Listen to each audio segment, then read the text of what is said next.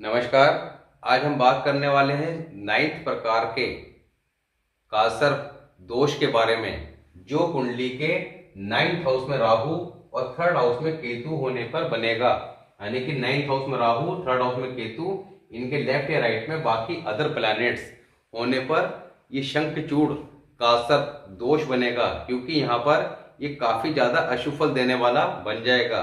जीवन के अंदर एक प्रकार की घुटन पैदा कर देगा और 45 वर्ष तक जातक को बहुत ही ज्यादा संघर्ष का सामना करना पड़ेगा। यहाँ पर अगर ये दोष कुंडली में बना होगा तो क्या आपको लक्षण देखने को मिलेंगे या क्या स्पेशल फैक्ट्स हैं जो आपको देखने को मिलेंगे ही मिलेंगे। ससुराल से जातक के संबंध खराब होंगे, विवाह में देरी होगी, वाइफ के अबॉर्शन या यूटेरस में प्रॉब्लम या यूटेरस निकलवाना पड़ सकता है। दूसरा, जातक व्यर्थ के झगड़े मोल लेता है। परिवार में 3 मामा, चाचा, भाई, बहन, बेटी, इनमें से कोई ना कोई कंडीशन देखने को अवश्य ही मिलती है। परिवार घर के आसपास किसी ने सुसाइड या कोई एक्सीडेंटल डेथ या कोई यंग डेथ अवश्य ही देखने को मिलती है। एक बार ऐसा जातक दूसरे धर्म के प्रति आकर्षित जरूर होता है। भगवान को गालियां निकालने वाला और रात के समय मंदिर में ऐसे जातक का झगड़ा भी अवश्य ही देखने को मिलता है। Out of caste love affair जातक का रहेगा और बंदूक, गन, पिस्टल इत्यादि रखने का शौक ऐसे जातक को अवश्य देखने को मिलेगा। तो आपके परिवार में या आपके किसी रिलेटिव की कुंडली में अगर ये दोष या योग बना हुआ है तो आप ये सिम्टम्स चेक करेंगे तो निश्चित तौर पर ये मैच करेंगे। अब बात करते हैं कि ये योग अगर शुभ स्थिति में हुआ तो किस तरह के फल देगा और शुभ स्थिति में कब माना जाएगा, साथ ही अशुभ स्थिति में किस तरह के परिणाम देगा और किन रेमेडीज को करने के बाद हम इस अशुभ स्थिति को शुभ स्थिति में कन्वर्ट कर सकते हैं।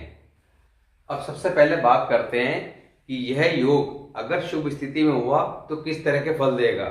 सबसे पहले शुभ स्थिति कब होगी।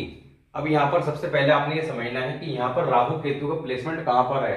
राहु का प्लेसमेंट है बृहस्पति के घर में, क्योंकि 9वां घर किसका है, भाग्य भाव, यानी कि 9 नंबर की राशि कालपुरुष कुंडली के हिसाब से आती है। इस घर के मालिक और कारक बृहस्पति देव हैं।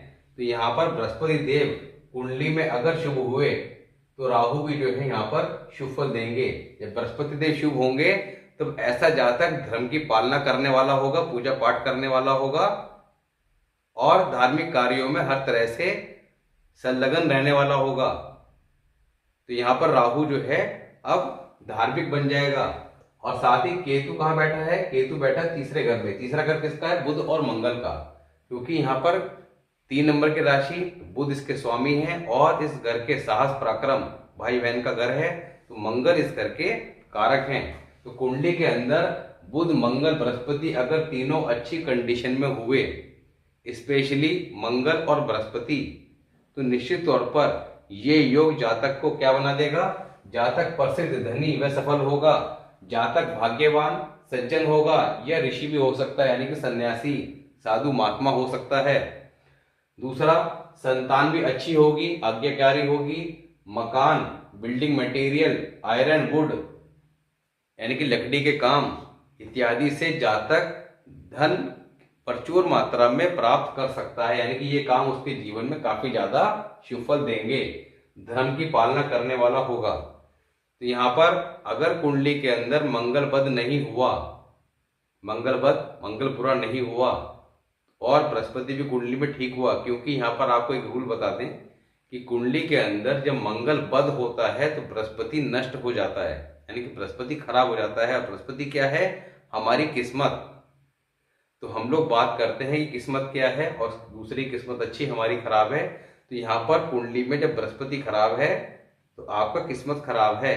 जिसकी किस्मत अच्छी उसके घर बैठे सारे काम हो जाते हैं, थोड़े से प्रयास से ही सफलता मिल जाती है। जिसकी किस्मत खराब तो उसके सारे काम होते हुए भी नहीं हो पाते, अचानक कार्यों में रुकावट पैदा हो जाती है, व्यर्थ का संघर्ष जीवन में करना पड़ता है। यानी कि आपने 100% मेहनत करी और आउटपुट कितना मिला, 10%। तो यहाँ पर कुंडली के अंदर सबसे इंपॉर्टेंट जो रोल है वो बृहस्पति का रहता है, मगर मंगल का रोल भी उतना ही इंपॉर्टेंट है। तो यहाँ पर बार बार हर वीडियोस में मैं एक ही बात कहता हूँ कि अपनी कुंडली में सबसे पहले आप मंगल को आइडेंटिफाई कीजिए। मंगल के ऊपर क्या, हमने सभी प्लैनेट्स के ऊपर कुंडली के 12 ही ग्रहों में किस तरह के शुभ या अशुभ फल। अब यहाँ पर देखिए, आप लोग अगर अपनी और अपने परिवार की कुंडली को चेक करना चाहते हैं या एनालाइज करना चाहते हैं तो बहुत ही सिंपल है।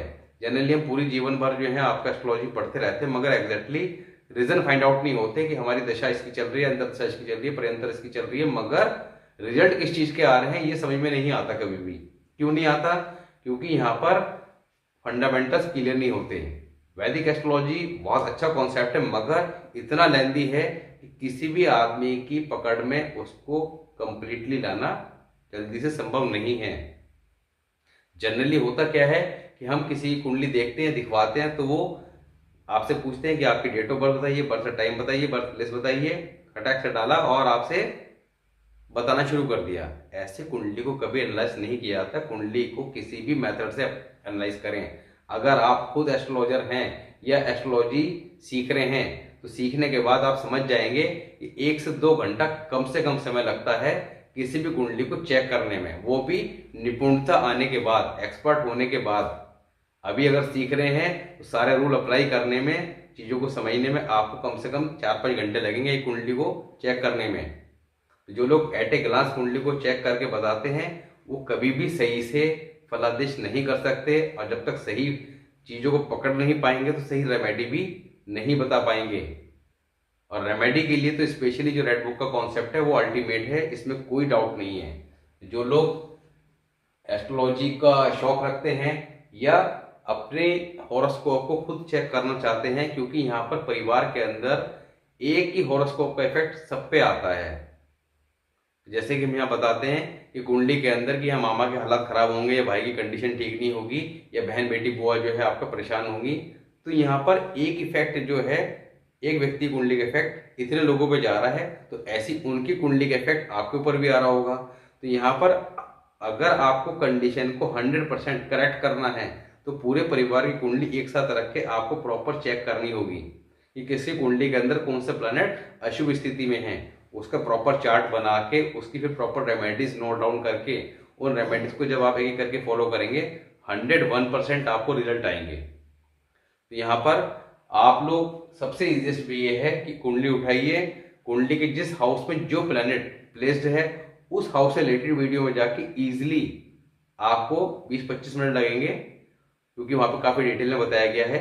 उसमें आप इजीली चेक कर पाएंगे कि हमारी कुंडली के जो 9 प्लैनेट हैं वो एग्जैक्टली किस कंडीशन में है और किस तरह का रिजल्ट दे रहे हैं, और वो रिजल्ट आपको कहीं ना कहीं अपने जीवन में दिखाई भी देगा। मगर सिंपली परेशान होना नहीं है, क्योंकि वहां पर रेमेडीज भी बताई गई है, प्रिकॉशन भी बताई गई है, तो उनको समझ लेंगे, फॉलो कर लेंगे तो चीजें ठीक होती चली जाएंगी। तो यहाँ पर ये तो इनके शुभ लक्षण। अब बात करते हैं अशुभ कंडीशन की। अशुभ स्थिति कब होगी? जैसे आपको बताया कि कुंडली के अंदर अगर बृहस्पति और मंगल अशुभ हुए तो यहाँ पर राहु अशुभ फल ही देगा, साथ ही कुंडली के अंदर बुध भी खराब हुआ तो अशुभ फल देगा। तो यहाँ पर अगर ये अशुभ स्थिति में हुआ तब पत्नी के अबॉर्शन होंगे या यूटेरस में समस्या देखने को मिलेगी। दूसरा, जातक भाइयों के विरुद्ध कोर्ट जाता है। अब यहाँ पर बात को समझिएगा कि अशुभ स्थिति कब होगी? जब मंगल खराब होगा। मंगल क्या है? भाइयों का कारक। तो यहाँ पर जब जातक भाइयों के विरुद्ध, क्योंकि यहाँ पर जातक के जो भाई हैं उनसे जातक का विवाद रहेगा, और विवाद इतना बढ़ जाएगा कि उसको कोर्ट कचहरी के चक्कर लगाने पड़ेंगे, जहां पर जाना उसके लिए नुकसान ही देगा, क्योंकि यहाँ पर कोर्ट कचहरी में जातक की हार ही होगी और नुकसान ही होगा धन का। दूसरा, अगर वो जातक भाइयों के विरुद्ध कोर्ट जाता है तो लड़के की पैदाइश में दिक्कत आएगी। अगर लड़का पैदा नहीं हुआ है तो लड़के की पैदाइश में दिक्कत आएगी, यानी कि लड़का या तो होगा ही नहीं, और अगर हो गया तो यहाँ पर संतान नालायक रहेगी, डिलीवरी के समय समस्या आएगी। तो यहाँ पर ये काफी ज्यादा खराब स्थिति हो जाएगी। धार्मिक नहीं हुआ तो औलाद भी नालायक ही होगी। तो जातक को यहाँ पर धार्मिक यानी कि बृहस्पति को शुभ रखना, बृहस्पति अगर खराब हुआ यानी कि धार्मिक नहीं हुआ तो औलाद भी नालायक ही होगी। नाखून बढ़ाना, नशे की आदत, कुत्ता खो जाना, ये जो तीनों सिम्टम्स हैं, नाखून बढ़ाना, नशे की कोई आदत होना या डॉग खो जाना, ये यहाँ पर इस योग के अशुभ होने की सिंपल सी पहचान है। किसी को दिया हुआ धन वापस नहीं आएगा। तो जातक अगर किसी को पैसे देगा उधार तो वो पैसे उसको वापस नहीं मिलेंगे। विदेश यात्रा में धन हानि देखने को मिलेगी। तो जातक अगर विदेश यात्रा करता है किसी लाभ के उद्देश्य से या किसी प्रकार से, तो यहाँ पर किसी न किसी प्रकार से उसको लॉस बियर करना पड़ेगा। भाइयों से विवाद रहेगा, मुकदमों में हार होगी। जातक को टोका टाकी की आदत होगी मगर दिल का साफ होगा। तो ये यहाँ पर इस योग के अशुभ लक्षण हैं। अब बात करते हैं क्या रेमेडीज हमने फॉलो करनी है जिससे इस योग के शुभ फल प्राप्त किए जा सकें। अब उपाय की बात करते हैं। तो देखिए यहाँ पर जैसे कि भी आपको बताया कि कुंडली के अंदर ये योग कहाँ पे प्लेस्ड है, 9th हाउस और 3rd हाउस। अब 3rd हाउस में जैसे आपको बताया कि मंगल का है, बुध का है और आपका 9th हाउस बृहस्पति का है। तो यहाँ पर धर्म की पालना करना यानी कि मंदिर जाएं, मंदिर की सेवा करें, मंदिर में साफ सफाई करें, पीपल पर जल चढ़ाएं, धर्म के कार्यों में संलग्न रहें, तीर्थ यात्राएं करें। तो यहाँ पर जितना धर्म से जुड़े रहेंगे उतना ज्यादा ये योग शुभ फल देना प्रारंभ कर देगा। जनरली जब ये अशुभ स्थिति में होगा तो जातक जो है नास्तिक होगा। तो नास्तिक नहीं रहना, क्योंकि नास्तिक होगा तो जीवन में व्यर्थ के संघर्ष, मुकदमेबाजी और साथ ही संतान को लेके कोई ना कोई परेशानी, चिंता की स्थिति बनी रहेगी। तो यहाँ पर जातक को सबसे पहले धार्मिक होना है, धर्म की पालना करनी है। दूसरा, अपने बहन भाइयों से, क्योंकि बहन क्या है, बुध, बहन बेटी बुआ बुध, ये बुध के टॉपिक में बताया था। मंगल क्या है, भाई, तो बहन बेटी बुआ उनका मान सम्मान करना, भाइयों के साथ संबंध अच्छे बना के रखना, घर का मुखिया नहीं बनना, क्योंकि जनरली जब राहु खराब स्थिति में होता है तो जातक जो है हर बात पे अपनी अपनी चलाता है, किसी को सुनता नहीं है। घर में सबसे बड़ा अपने आप को ही बनता है, चाहे हो या ना हो। तो यहाँ पर घर में बड़ा नहीं बनना, भाई बहनों से संबंध अच्छे बना के रखना, उनकी टेक केयर करना। तो यहाँ पर आप बिना रेमेडी के भी उन प्लैनेट्स की कारक जो चीजें हैं, जो जीवित अवस्था में जो हमारे रिलेशन में आती हैं, उनको उनसे संबंध ठीक करके भी आप काफी हद तक अपने प्लैनेट्स को ठीक कर सकते हैं। अब आप मंगल की रेमेडी करे जा रहे और भाई के साथ झगड़ा किए जा रहे, इधर तो मंगल की रेमेडी कर गए, उधर आप तलवार उठा के भाई से डंडे पहुंच गए, तो यहाँ पर कैसे ठीक होगा? नहीं ठीक होगा। आपको उधर भी ध्यान देना होगा, इधर भी रेमेडी करनी होगी। ये बात तय है कि जब आप कुंडली के अंदर रेमेडी करेंगे और आपने देख लिया कि ये अशुभ लक्षण है, ये अगर अशुभ लक्षण जो यहाँ बताए जा रहे हैं आपको फेस करने को मिल रहे हैं, तो 100% कुंडली के अंदर आपने मंगल को चेक करेंगे, मंगल आपका कुंडली में अवश्य ही खराब होगा, गारंटी के साथ। अब जो रेमेडी यहाँ पर मंगल को ठीक रखने के लिए बताई गई है, क्योंकि मंगल की रेमेडी दो तरह से है, एक मंगल बध के वीडियो में है, दूसरा मंगल आपका कुंडली में जिस भी हाउस में प्लेस्ड है उसकी रेमेडी। तो मंगल की आप प्ले लिस्ट में जाके अपने मंगल के अकॉर्डिंग आप चेक कर सकते हैं कि आपका जो मार्स है वो कुंडली के किस हाउस में प्लेस्ड है और किस तरह के रिजल्ट दे रहा है, और उसके लिए वहां पे क्या प्रिकॉशन रेमेडी बताई गई है, तो उसको फॉलो करें, मंगल बध की रेमेडी कर लें। अब ये दोनों काम करने से आपको भाइयों के साथ विवाद की स्थिति का सामना करना ही नहीं पड़ेगा। आपके संबंध जैसे से आप रेमेडी करेंगे, परफॉर्म करेंगे, वैसे वैसे आप चेक करेंगे कि आपके जो रिलेशन है उनके साथ अपने आप ही ठीक होते चले जा रहे हैं। जब बृहस्पति कुंडली में खराब होगा तो पिता के साथ वैचारिक मतभेद, संबंध खराब मिलेंगे। आप रेमेडी करनी शुरू कर दीजिए, संबंध अपने आप ठीक हो जाएंगे। उनसे अगर लड़ाई करेंगे तो आपके प्लैनेट ऑटोमेटिकली और ज्यादा खराब होंगे। तो आपने धैर्य के साथ चीजों को समझना है और चीजों को अपने आप ही ठीक कर लेना है। लड़ना किसी से नहीं है, क्योंकि लड़ाई से होना कुछ नहीं है, नुकसान ही होना है। तो यहाँ पर आप ध्यान से इन्हें समझिए। अब अगर ये पोजीशन है यानी कि शंखचूड़ कालसर्प है, तो केसर का तिलक माथे पर।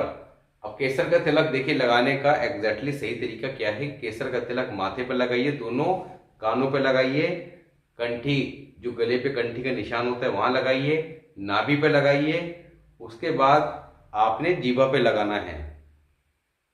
ऐसा नियमित तौर पे करते हैं तो आपका बृहस्पति कुंडली में कहीं भी कैसा भी हो, आप बृहस्पति को ठीक करते चले जाएंगे। और गारंटी के साथ जब आप ये करना शुरू करेंगे तो आपको, जहां आपने लगभग 40-45 दिन ये उपाय शुरू तिलक वाला स्टार्ट किया, आपको रिजल्ट कहीं ना कहीं महसूस होने शुरू हो जाएंगे। बृहस्पति आपका ग्रेजुअली ठीक होता चला जाएगा, जो कुंडली में सबसे ज्यादा जरूरी है ठीक होना, क्योंकि बृहस्पति जिन लोगों का कुंडली के अंदर स्ट्रांग पोजीशन में होता है, कुंडली के अंदर कितने भी अशुभ योग पड़े हों उनके फल निष्क्रिय हो जाते हैं।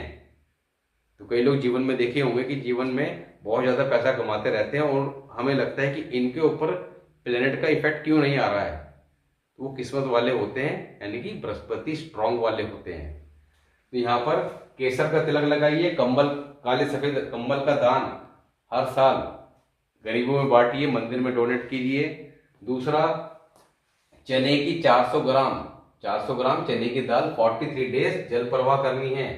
कान छेदन अपने लेफ्ट ईयर में, कम से कम लेफ्ट ईयर में, दोनों में कराने कोई दिक्कत नहीं, लेफ्ट ईयर में सोने की तार डालिए, सोना पहनिए ठोस।